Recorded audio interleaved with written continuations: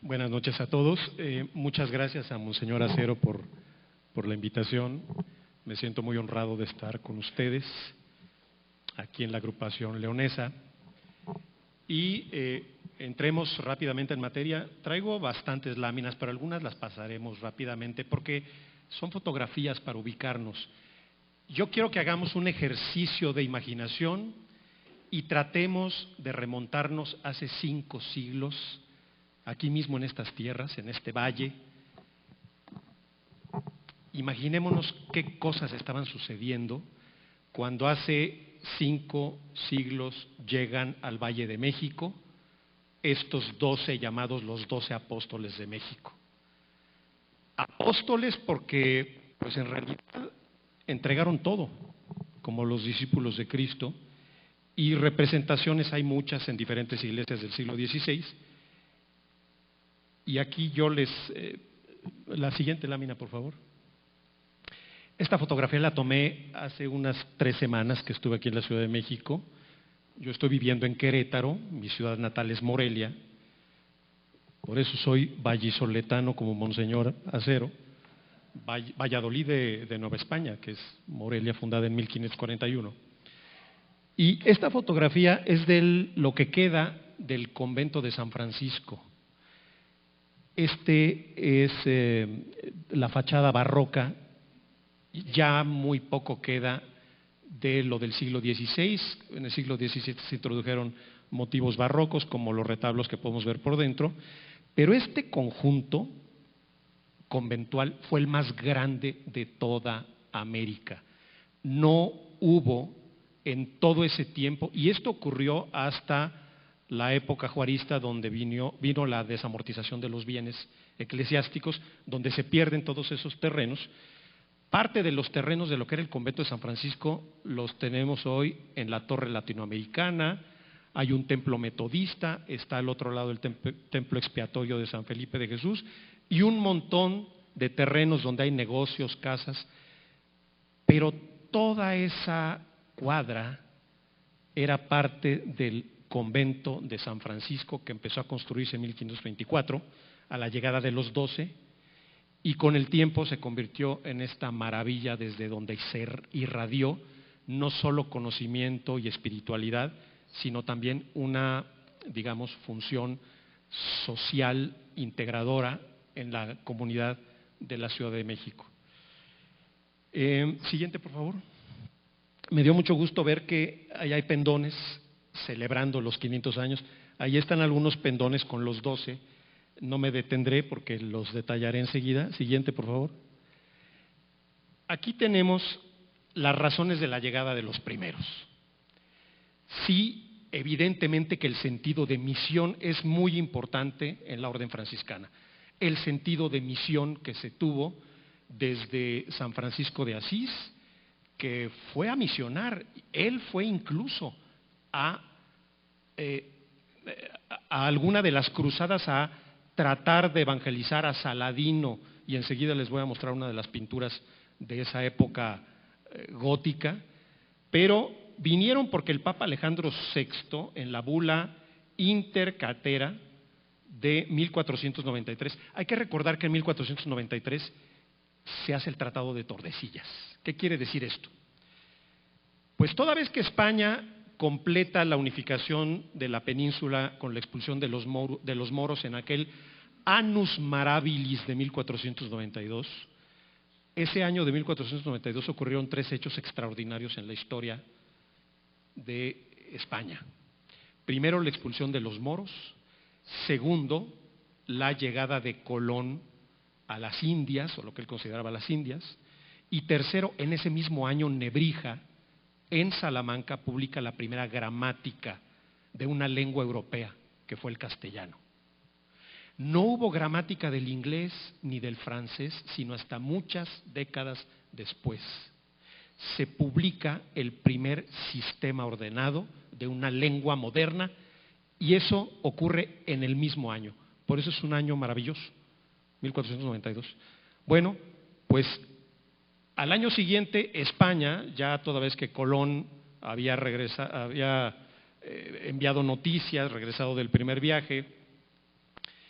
Comienza la repartición del mundo. El Tratado de Tordesillas, que no le gusta nada a los ingleses, y a muchos evidentemente no les va a gustar, pero entre Portugal y España eran las dos potencias marítimas de la época. No había en el mundo naciones más poderosas, pujantes y en crecimiento que España y Portugal.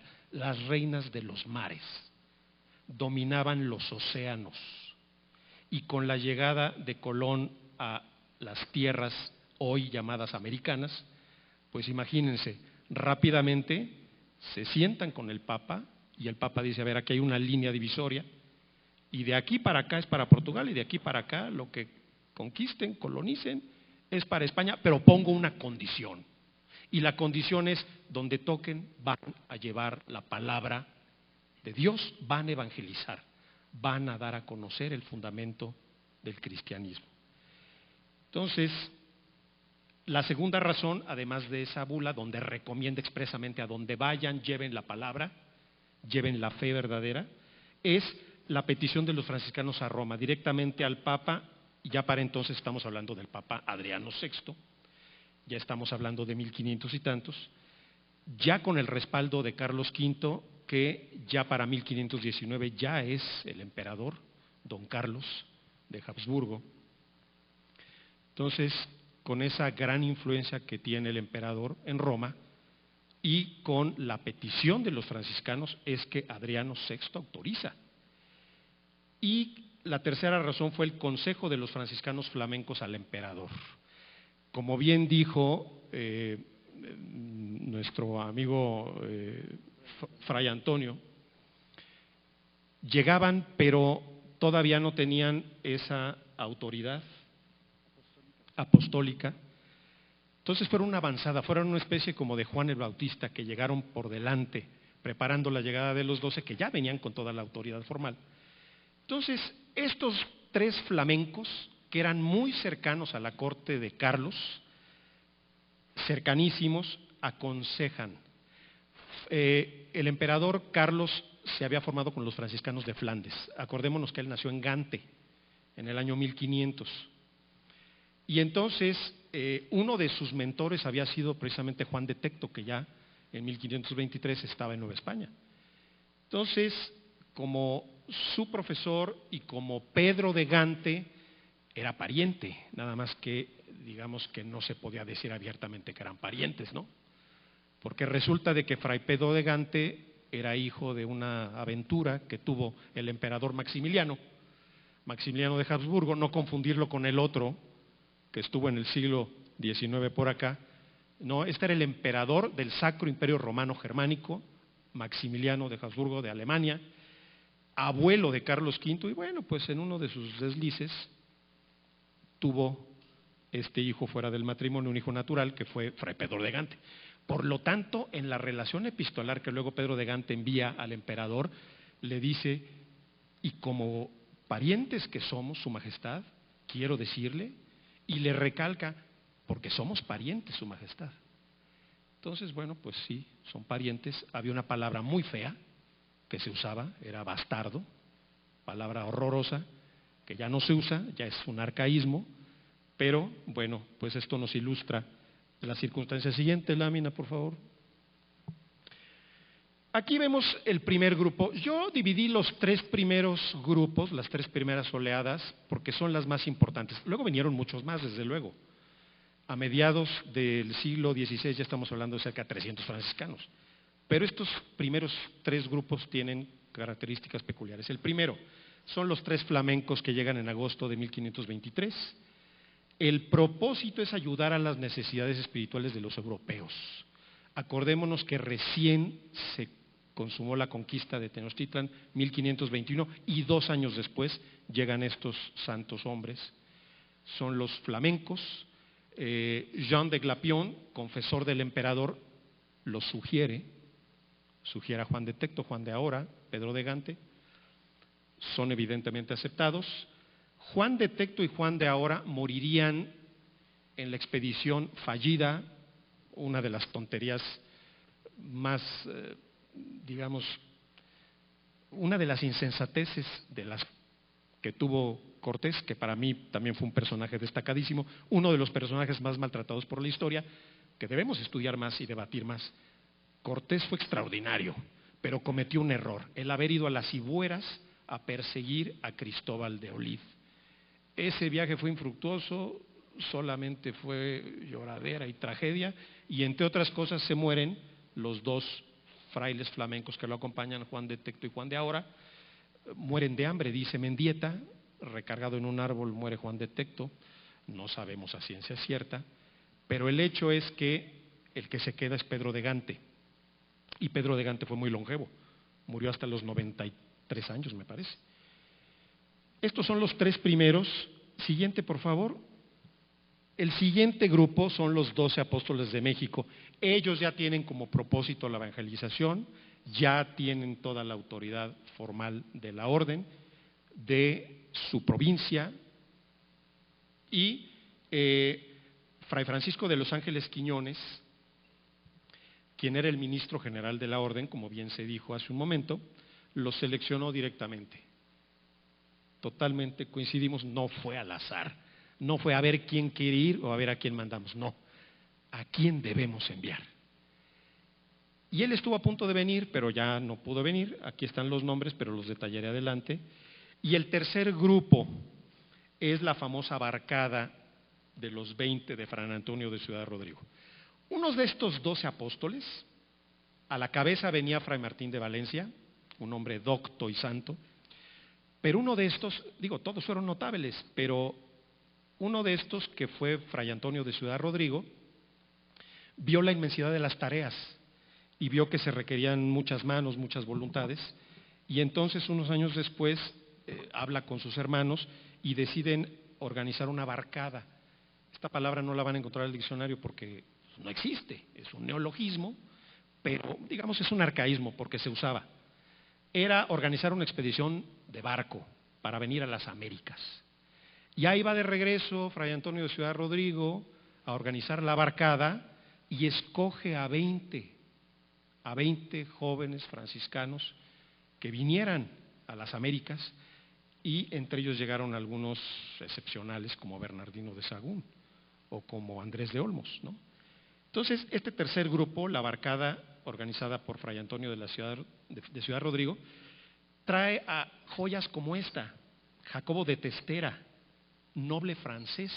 Muchos de ellos eran de sangre noble, ya vemos que Pedro de Gante era de familia noble, bueno, pues también lo era Testera, autor de los catecismos testerianos, famosísimos en el siglo XVI, hoy valen una fortuna. De repente había subastándose en algunas de estas casas inglesas o en Estados Unidos alguno de los catecismos testerianos. Bueno, pues los poquísimos que queden deben estar protegidos. Viene Fray Andrés de Olmos, más o menos llega a esta barcada en la época en que llegó el primer obispo Zumárraga. Participa Fray Andrés de Olmos, y les digo que esta es consecuencia de los 12, porque son semillas que sembraron los 12. Las semillas de estos 12 apóstoles fueron semillas fértiles, dieron árboles frondosos. Fray Andrés de Olmos, vean nada más, participa junto con Sahagún en la fundación del inmenso, extraordinario Colegio Imperial de Santa Cruz de Tlatelolco. ¿Por qué imperial? Porque se hizo cargo directamente el emperador. El emperador iba a ver por el bienestar de ese colegio para formar a los naturales. Se trataba de formar a los naturales para que luego ellos asumieran las tareas de gobernar. Inglaterra nunca hizo esto, Francia y Holanda menos. No lo hicieron, ni lo harían. Aquí se estaba formando a la clase gobernante de entre los naturales, y también la intención era formar vocaciones. Pero después de algunos años se dieron cuenta de que, bueno, ahí no iba a ser un seminario, no iba a ser semillero de vocaciones, y se enfocaron en los estudios del trivium y el quadrivium, que era esto, era lo que se enseñaba en las universidades europeas. Fíjense nada más, el trivium y el quadrivium se enseñaba en Santa Cruz de Tlatelolco. Y este Fray Andrés de Olmos es destacado porque fue el autor de la gramática de lengua mexicana de 1547. Antes hubo otra gramática, pero se perdió. Es una gramática que hizo uno de los 12, creo que fue Luis de Fuensálida, pero esa gramática tenemos conocimiento de ella, pero está perdida. Pero esta sí se publicó y resulta de que antes de que el francés tuviera su gramática, tuvo gramática el náhuatl, gracias a estos sabios, a estos hombres excepcionales, extraordinarios. Arte de la lengua mexicana, arte de la lengua totonaca, los famosos Huehuetlatoli, que eran libros en forma de relato que describían formas de conducta, visión moral, celebraciones y creencias de los nahuas. Sagún, del que ya hablamos, que a juicio del gran historiador franciscano Jerónimo de Mendieta, fue el más experto de todos en el náhuatl. Y eso ya es mucho decir, porque el otro gran experto era Fray Pedro de Gante, que era un nahuatlato inmenso. Fray Pedro de Gante era tartamudo, pero era tartamudo en castellano. No le entendían los frailes cuando hablaba. Pues su idioma era el flamenco, el francés. El valón posiblemente hablaba también, pero en castellano era tartamudo, pero cuando hablaba en náhuatl era perfecto y fluido. Vean esas maravillas del dominio de las lenguas. Bueno, posiblemente en esa barcada también venía Fray Juan de San Miguel. Este sería uno de los más grandes fundadores de pueblos en Michoacán. Seguimos, por favor. Esta la paso muy rápido. Este es un grabado de la Edad Media. Los franciscanos son los auténticos fundadores de la Iglesia de la Nueva España. En una conferencia que dio hace algunos años Enrique Krause en Madrid, decía que México y su antecesor, la Nueva España, tienen una simiente y un corazón franciscano. Y no se equivoca, tiene toda la razón. Se divide en 4 territorios inmediatamente la provincia, con los monasterios correspondientes de Texcoco, Tlaxcala, México y Huacotzingo. Estos son los territorios de la provincia. Y en este grabado vemos a los franciscanos cargando sobre sus hombros la fe de la Iglesia. Esta es una representación, ahí se ven los franciscanos cargando, pero bueno, es muy esquemática y no se alcanza a ver bien. Siguiente, por favor. ¿Qué trajeron estas tierras? Bueno, es que no solo vinieron a traer la fe, no solo fue la palabra de Dios, vinieron a traer nuevos elementos de arquitectura, como el arco, que era desconocido. El día que estaban apuntando la arquería en Tlalmanalco o en Huejotzingo, ahí estaban todos los indios incrédulos. Cuando empezaron a quitar los armarios, las estructuras, los polines, pensaron que aquello se iba a venir abajo y le corrieron. Y cuando empezaron a quitar los andamios y vieron que no se cayó, se quedaron maravillados.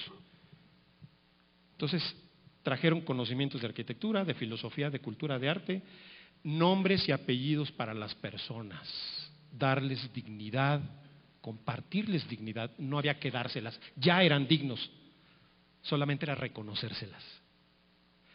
A diferencia de otros que consideran que había que dar, no, ellos ya sabían, los franciscanos, que eran dignos por el hecho de ser prójimo, personas, hijos de Dios, y esto lo defenderían en debates posteriores en España, como el famoso debate de Valladolid. Ahí es un dominico, que es Bernardino de Sahagún, con Ginés de Sepúlveda, y finalmente la determinación de las leyes de Indias. No hubo nación europea pionera en los derechos humanos, como fue España, la Escuela de Salamanca, Francisco de Vitoria. Hoy el mundo le reconoce a Francisco de Vitoria y a la Escuela de Salamanca ser los pioneros, los que dieron los primeros pasos en los derechos humanos, los derechos de gentes y el derecho internacional.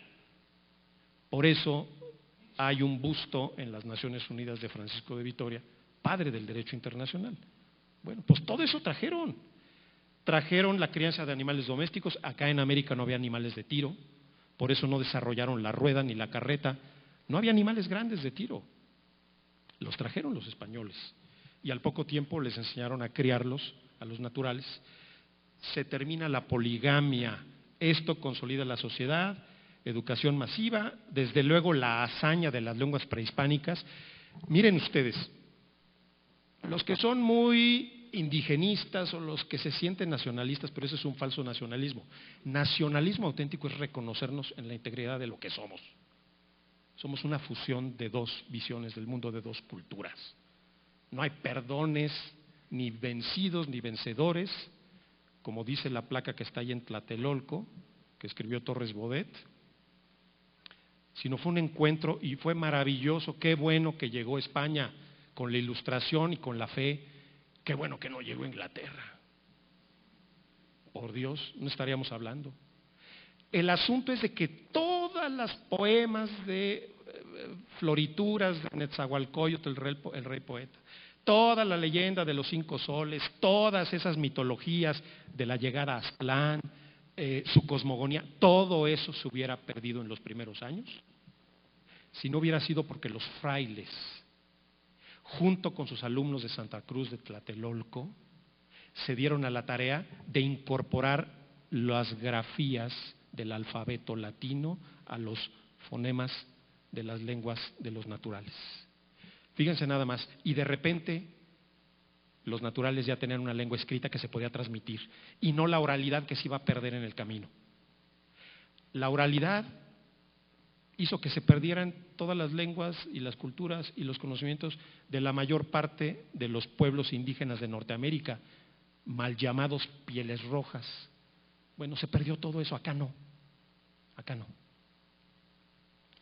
Gracias a los frailes y a que educaron a sus alumnos indígenas en Santa Cruz de Tlatelolco. En suma, bueno, todo esto lo consiguieron sin armas y sin violencia. Siguiente, por favor.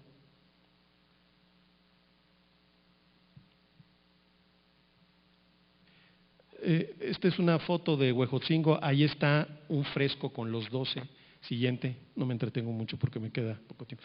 Esta es si alguna vez se han preguntado cuál fue la primera iglesia que se construyó en Nueva España, fue esta, la de San Luis Obispo en Tlalmanalco, la más antigua, y entre estos 12 maravillosos hombres había algunos que tenían conocimientos de arquitectura, como Fray Juan de Rivas. Él dirige la construcción.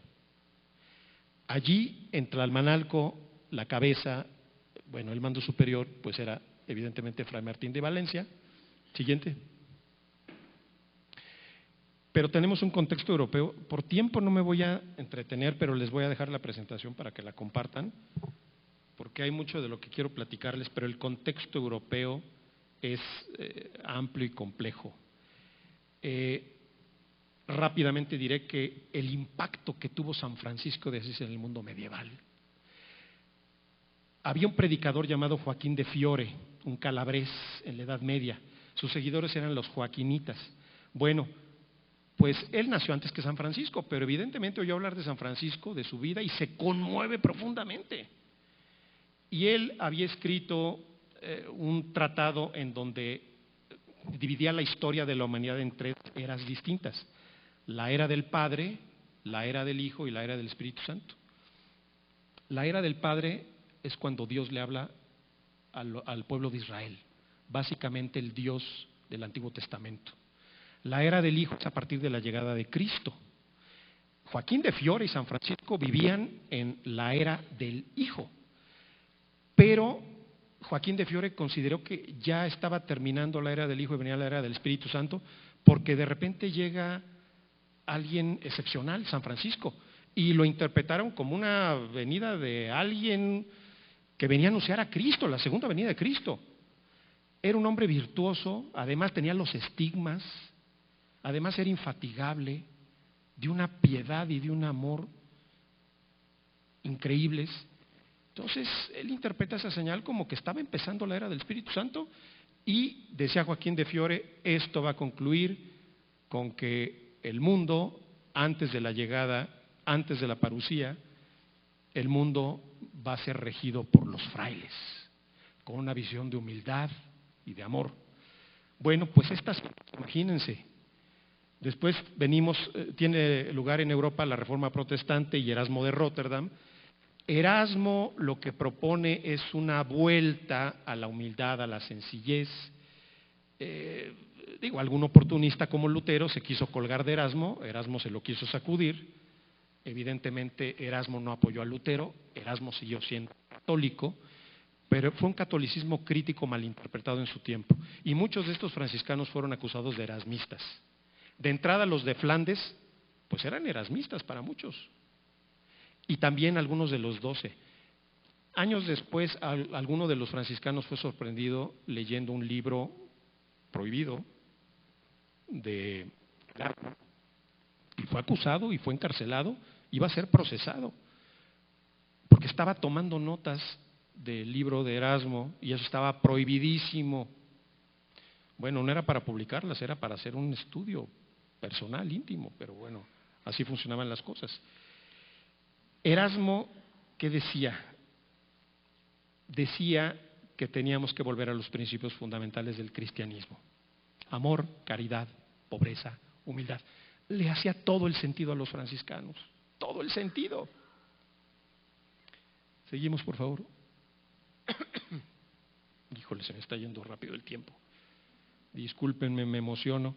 Aquí está Joaquín de Fiore y ahí está una de la representación de los 3 círculos de la Santísima Trinidad y las 3 eras de las que hablaba. Siguiente, por favor.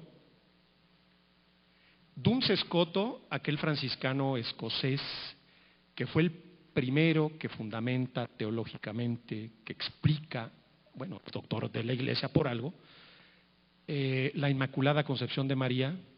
Desde luego esto influye fuertemente en la orden franciscana y los franciscanos que llegan en estas oleadas, sobre todo los 12, tienen muy claro la Inmaculada Concepción, y por eso cuando preguntan cuál era la advocación de los franciscanos, pues era la Inmaculada Concepción.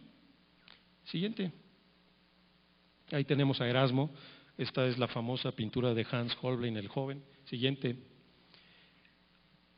Las ideas bullían en ese momento en la Europa del naciente siglo XVI y Tomás Moro escribía su Utopía. Se dice que cuando Vasco de Quiroga viajaba como oidor de la Segunda Audiencia, venía en el océano, venía leyendo la Utopía de Moro, ya la había leído en Europa, la seguía leyendo como libro de consulta y quiso realizar la Utopía en tierras americanas. Su obra de Santa Fe de la Laguna y de la zona lacustre de Pátzcuaro da buena cuenta de ello, pero bueno, digamos que antes de Vasco de Quiroga ya había preparado el terreno en esa zona con los purépechas, uno de los 12, Martín de la Coruña, hombre queridísimo, queridísimo por los purépechas, al que consideraban un santo. Pues ya había preparado el terreno para la llegada de Vasco de Quiroga. Siguiente. Bueno, no me detendré allí, tampoco. Seguimos. Seguimos, por favor. Fíjense que esta gráfica es nada más para hablarles de un franciscano, un flamenco, von Rubrock. Resulta de que no es que los franciscanos fueran pioneros de llegar a lejanísimas tierras y fueran a misionar a otro continente, no, ya estaba ese espíritu franciscano. 200 años antes de la llegada de los 12, San Luis, rey de Francia, había enviado un franciscano a la corte del rey mongol. ¿Ustedes creen que el primero que llegó a la ruta de la seda, aquellas tierras del gran Khan, fue Marco Polo? No, cuando Marco Polo llegó ya habían estado allí los franciscanos. Había estado ahí Rubruck y ya tenía él noticias y antecedentes de lugares por donde pasaba, ya había indicios, presencia de cristianismo. Entonces, este espíritu de misión siempre ha estado presente. Siguiente, por favor. El mismo San Francisco, vean, esta es una pintura de la época, digo, esta debe ser como del siglo XIV o XV. San Francisco predica a los musulmanes durante la Quinta Cruzada. El sultán Al-Kamil lo escucha. Siguiente. ¿Qué pasaba en el mundo? Mientras llegaban los 12, mientras Cortés entraba a Tenochtitlan, Lutero era excomulgado en Europa. Mientras la expedición de Magallanes y Elcano completaban la primera vuelta al mundo, en 1522, se estaba preparando la llegada de los 3 primeros franciscanos a Nueva España. Fíjense las cosas, estaban ocurriendo. España estaba inaugurando la globalización, estaba conectando continentes. Vean nada más esto. ¡Qué maravilla! Mientras la escuela de Salamanca en 1525 tomaba forma, Zumárraga llegaba en 1528. Enrique VIII es excomulgado, muere Erasmo, y mientras está siendo excomulgado y muere Erasmo, en México, en Nueva España, está fundándose el Imperial Colegio de Santa Cruz de Tlatelolco, y los agustinos, unos años después, Fray Alonso de la Veracruz, es extraordinario humanista, funda la primera biblioteca de América en Tiripetío, en Michoacán. Llega la primera imprenta en el 39, seguimos por favor. Bueno, por tiempo nada más les menciono lo que cuenta Bernal Díaz del Castillo. Al final les dejo toda la bibliografía que he consultado, pero Bernal nos dice cómo fue la llegada y el recibimiento de los 12. Llegan y vienen descalzos caminando desde Veracruz hasta el Valle de México.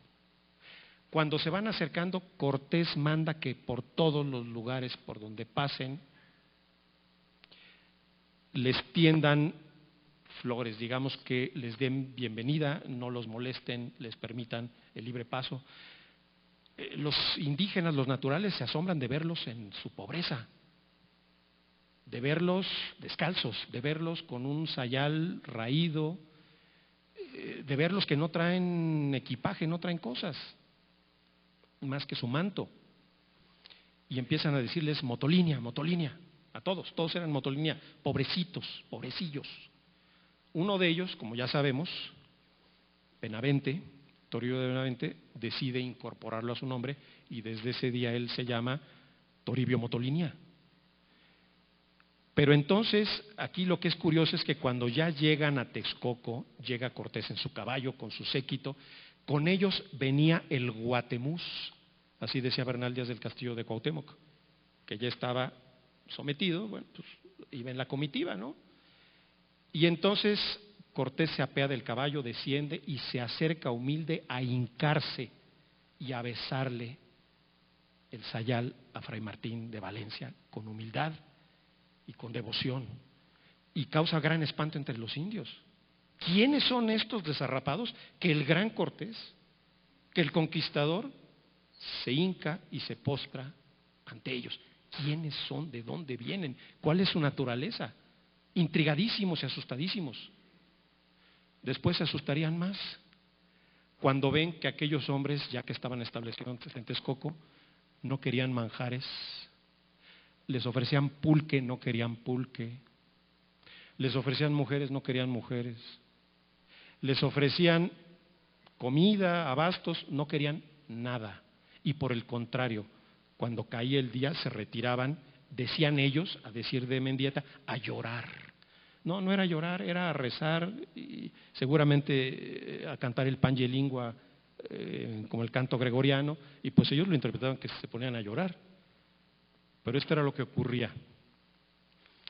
Entonces, este azoro también fue cuando en aquellas misas, primeras misas que se empezaban a hacer, de repente llegaban tarde algunos de los peninsulares, pero también llegaban tarde los indios ya bautizados, ya incorporados al cristianismo, y entonces Fray Martín de Valencia armó una estratagema.